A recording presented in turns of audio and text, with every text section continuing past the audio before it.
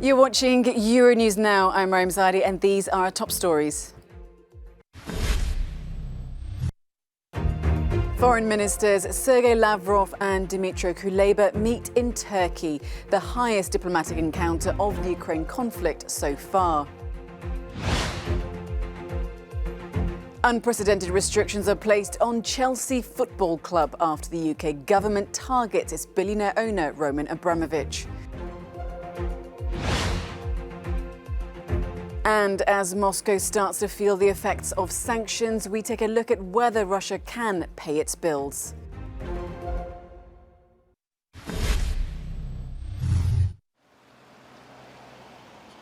The sanctions squeeze on Russia's economy appears to be having an impact.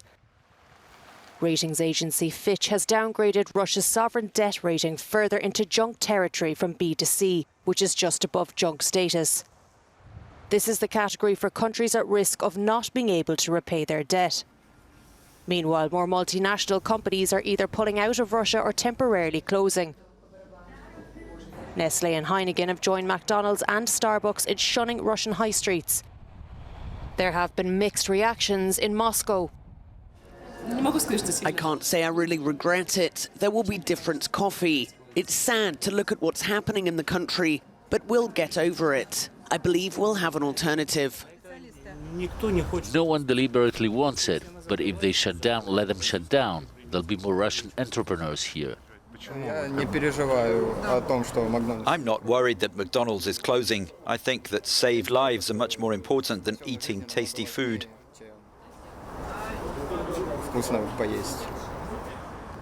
The Kremlin accuses the US and its allies of waging economic war on Russia. Russia's financial markets have been in free fall. The severity of sanctions, isolation from travel, and the exodus of global brands. Well, all of these factors have raised concerns over Russia's ability and willingness to service debt. Now, this week, Fitch, a leading provider for credit ratings, downgraded Russia's sovereign debt rating to junk, meaning a default is imminent. Well, let's bring Anka Ula, Euronews journalist, to give us the latest. Anka, thanks for being on with us this morning. So there is, of course, a cost to war, and we know that Russia is feeling it. They've said that their bond payments may be affected by the sanctions already in place, and we know that the EU possibly could be ready to hit them with even more sanctions. So can Russia pay its debts? Well, I think it's important to note that Russia historically has been known for always paying its debts, no matter what's going on the global scene, rain or shine. Even when the Soviet Union collapsed in 1991, the Kremlin still managed to pay on time. So this is generally because of the Russian central bank's huge rainy day fund. They have this stockpile of foreign currencies and gold, and that can generally offset any volatility in the ruble and help them pay their debts on time. Now, the issue today is that those stockpiles have been frozen by the West as part of those sanctions against Russia for the war in Ukraine. Russia currently has some $40 billion of external bonds they need to repay, and the next payment is coming up really soon, so the Kremlin will have to pay $107 million of interest on 2 of its bonds by March 16th. And they said that these payments might have to be made in rubles because they don't have enough dollars to pay them off as they usually would. The problem here is that the ruble is basically worthless on global markets. It's lost around 40% of its value since the start of the year. Ratings agency Fitch, like you mentioned, downgraded Russia's credit rating to junk, and analysts at Morgan Stanley say that Russia could default as early as April at the end of a 30-day grace period on those interest payments. Let's come to the banning of Russian oil by the UK and the US. It's really thrown European dependency on Russian energy exports in the spotlight. Now, President Putin, he's now threatening to shut off Nord Stream 1. Could all of this then impact EU next steps on Russia? Well, I think the European...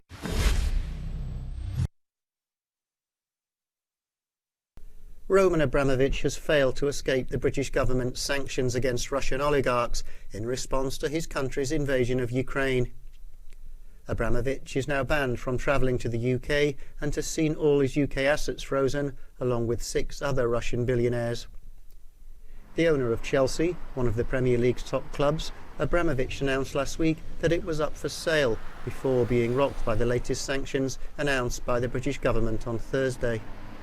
Along with Abramovich, billionaires such as industrialist Oleg Deripaska and Rosneft CEO Igor Sechin have been sanctioned. In addition to the asset freeze on Russian billionaires, the government has banned transactions with UK individuals and companies. Abramovich's €500 million super yacht Mi Solaris has left Barcelona in northeastern Spain for fear of being impounded.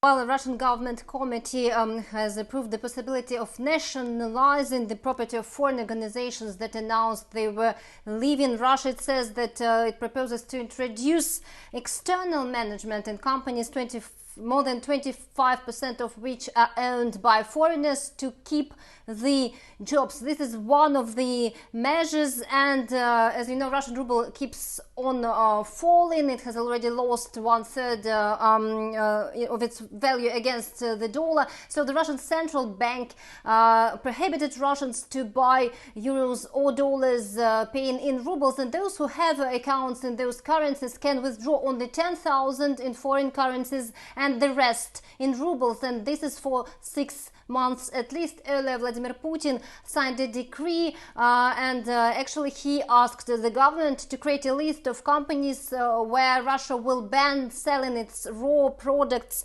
and some goods. It's not clear which products and goods we are talking about, and the list will be presented very shortly. And earlier the Deputy Prime Minister Novak said that Russia was also thinking of cutting Europe from its gas via Nord Stream 1 gas pipeline, and now I have spoken with some experts and they say that this option could really be on the table.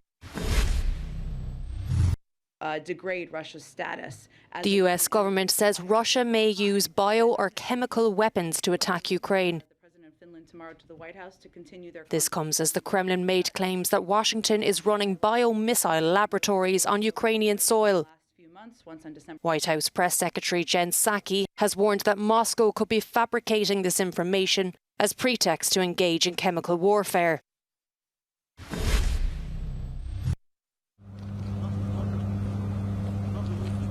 Ukraine is warning that Russia must urgently agree to a temporary ceasefire to allow repairs to a power line at the former nuclear power station at Chernobyl. A high-voltage cable has been damaged during fighting between Ukrainian and Russian forces, who are now occupying the defunct facility. Reserve diesel generators can only power the plant for 48 hours. But not everyone is overly concerned, because some experts say the fuel rods at the heart of nuclear plants have, in Chernobyl's case, been cooling for more than 20 years already. If you lose power to an operating reactor, then the core of the reactor can start to overheat, and under certain circumstances to the extent that the core actually melts. Now, these reactors have been turned off for a long time, so they have cooled down. The residual radiation, the residual heat that's generated has decayed away, and as a consequence of that, the reactors are no longer in danger of melting down. Even so, Ukraine's nuclear regulator says remote data transmission from monitoring systems at Chernobyl has been lost. It's a major concern to nuclear watchdog the IAEA, which says its inspectors need to be given urgent access to the plant.